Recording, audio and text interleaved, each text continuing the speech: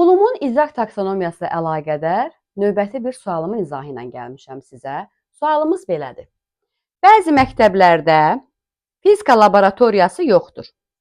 Ona görə də şagirdlər təcrübələri videodan izləyirlər. Səncə bu üsul real təcrübəni əvəz edə bilərmi?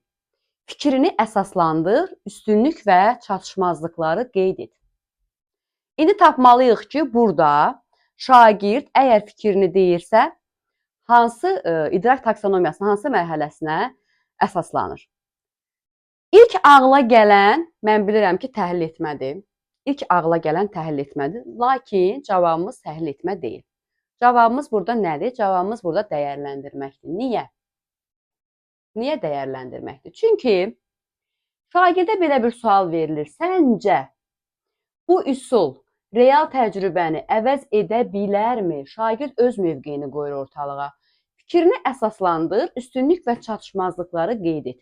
Burada təhlillə bağlı heç nə yoxdur. Şagird fizika laboratoriyasının video vasitəsilə izlənilməsinin üstün və yaxud da çatışmazlıqlarını öz mövqeyini əsaslandıraraq bildirəcək. Ona görə də cavabımız olacaq Y variantı dəyərləndirmək.